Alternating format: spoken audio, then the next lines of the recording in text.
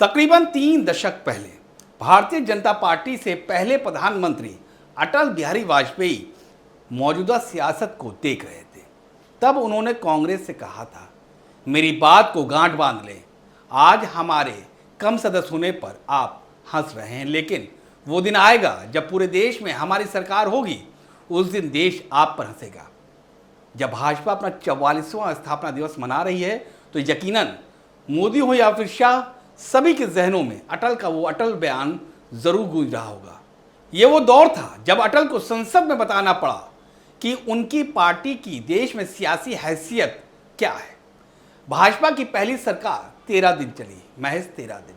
तो दूसरी सरकार 13 महीने ही चल सकी, तो तीसरी सरकार पूरे 5 साल चली। खास बात यह है कि इस वक्त तक गैर कांग्रेसी सरकार बहुमत की सरकार बनाने में नाकाम हो रही थी। नमस्कार, आप देख रहे हैं सवाल लाइव खुर्रम निजामी के साथ। 44 साल की हो चुकी भारतीय जनता पार्टी छठी बार देश की बागडोर संभाल रही है। 3 बार अटल के नेतृत्व में तो 3 बार मोदी के नेतृत्व में, यानी अटल टू मोदी भाजपा का सफर। अटल ने भाजपा को सियासी जमीन दी तो फिर मोदी ने उसको पानी दिया, खाद दिया और उस जमीन को ना सिर्फ मजबूत किया बल्कि भाजपा को वो ताकत दी कि आज देश का समूचा विपक्ष उसको शिकस्त देने के लिए रणनीति तराशा है। विपक्ष का आरोप है कि भाजपा की ताकत केंद्रीय एजेंसीज हैं, सीबीआई, ईडी वगैरह वगैरह। मोदी शाह की निर्ममता है, वो निर्ममता जिससे बचना बहुत मुश्किल है। इसके जवाब में पार्टी का कहना है कि हमको देश की जनता चुनती है क्योंकि मोदी ने उनका भरोसा जीता है, यानी देश का भरोसा जीता है। 1980 में भाजपा वजूद में आई और 1984 में पहला लोकसभा चुनाव लड़ा। इस चुनाव में कांग्रेस के साथ देश की हमदर्दी थी, एक दर्द था। ये चुनाव देश की पीएम इंदिरा गांधी की हत्या के बाद हो रहा था। भाजपा ने 224 सीटों पर चुनाव लड़ा, लेकिन महज 2 सीटें ही जीत सकी। पहली सीट गुजरात की मेहसाना थी, जहां से ए.के. पटेल सांसद बने। दूसरी आंध्र प्रदेश की हनमकोड़ा थी, जहां से सी जंगा रेड्डी सांसद बने और अटल चुनाव हार गए। लेकिन जो एक सांसद जीते, जंगा रेड्डी, उनकी जीत आज भी लोगों को याद है क्योंकि उन्होंने कांग्रेस के पीवी नरसिम्हा राव को हराया था। वही नरसिम्हा राव जो आगे चलकर देश के प्रधानमंत्री बने। इन 2 जीतों ने पार्टी के हौसले बुलंद कर दिए। फिर आया साल 1989। भाजपा ने दूसरा आम चुनाव लड़ा। इस चुनाव में भाजपा 225 सीटों पर लड़ी और 85 सीट जीत गई। बीजेपी ने वीपी सिंह की सरकार को बाहर से समर्थन दिया। तो साल 1990, यानी ठीक 1 साल बाद ही पार्टी ने एक साथ 3 राज्यों में सरकार बना ली। 1990 में हुए विधानसभा चुनाव में मध्य प्रदेश, हिमाचल और राजस्थान में पहली बार कमल खिला दिया। इन नतीजों से भाजपा खुश तो थी, लेकिन उसकी नजरें दिल्ली पर थी।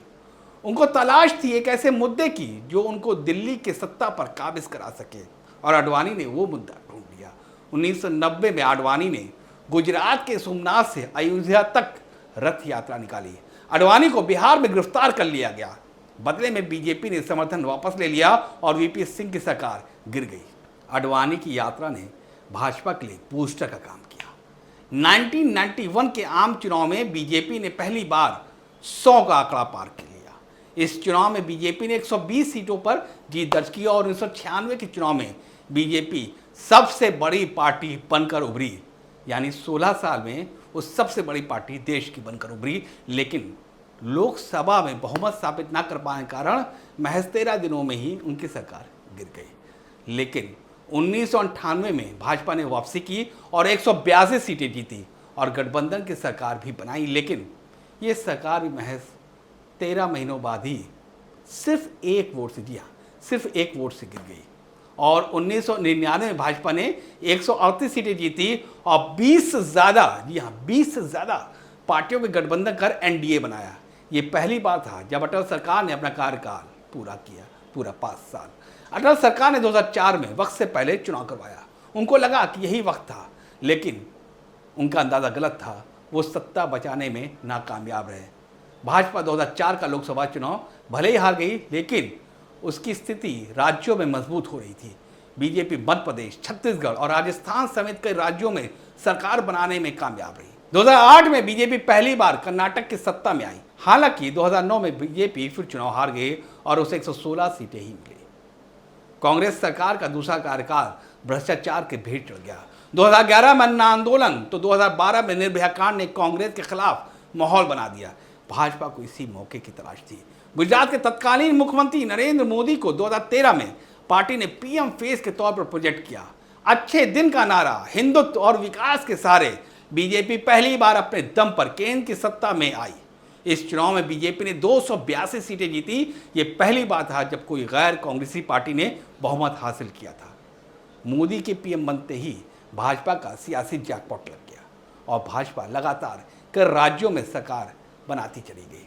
दिसंबर 2017 में प्रधानमंत्री मोदी ने कहा, इंदिरा गांधी जब सत्ता में थी तो कांग्रेस की सरकार 18 राज्यों में थी, लेकिन जब हम सत्ता में हैं तो हमारी सरकार 19 राज्यों में है। जी हाँ, 19 राज्यों में। और इसी तरीके से इंदिरा गांधी का ये सियासी रिकॉर्ड टूट गया। मार्च 2018 तक भाजपा 21 राज्यों तक पहुंच चुकी थी। 2019 के चुनाव में तो बीजेपी ने 2014 से भी बड़ी जीत हासिल की। इस चुनाव में बीजेपी ने 303 सीटें जीती। ये पहली बार हुआ जब किसी गैर कांग्रेसी पार्टी को दूसरी बार बहुमत मिला और एक पीएम रिपीट हुआ, नरेंद्र मोदी। 2022 में उत्तर प्रदेश समेत 5 राज्यों में चुनाव हुए। इनमें से यूपी, उत्तराखंड, गोवा और मणिपुर में बीजेपी वापसी करने में कामयाब रही। लेकिन ये हुआ कैसे? जानकारों की माने तो मोदी ने बदलते वक्त को पहचाना, संगठन को मजबूत किया। मोदी ने भरोसेमंद अमित शाह को भाजपा का राष्ट्रीय अध्यक्ष बनवाया, पार्टी का सदस्य अभियान शुरू किया।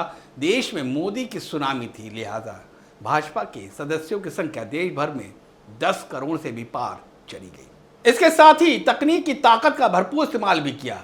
मोबाइल के जरिए सदस्य जोड़े गए, ऑनलाइन ऐप के जरिए बैठकों का आयोजन किया गया with in party, WhatsApp group बनाए गए, तो सोशल मीडिया के जरिए आम जनता को भी प्रभावित करने का काम किया गया।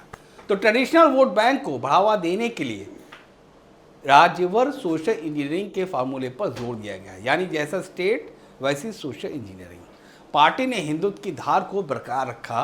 राम मंदिर आंदोलन से मिली पहचान को अयोध्या में राम मंदिर निर्माण से जोड़कर देश दुनिया में प्रचार प्रसार भी किया गया। जिन राज्यों में पार्टी की स्थिति कमजोर रही वहां ज़्यादा फोकस किया। अपने फायर ब्रांड नेताओं को प्रचार प्रसार के लिए उतारा।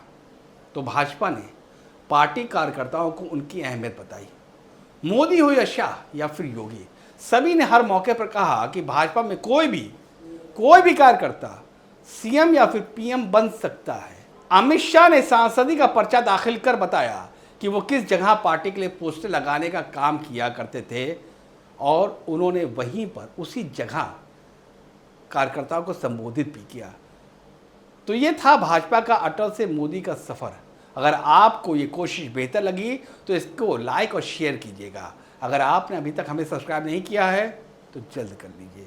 अगर कोई राय है तो कमेंट कीजिए, कोई शिकायत है तो ज़रूर बताइए, कमी भी हमें ज़रूर बताइए। फ़िलहाल हमें दीजिए इजाज़त। नमस्कार।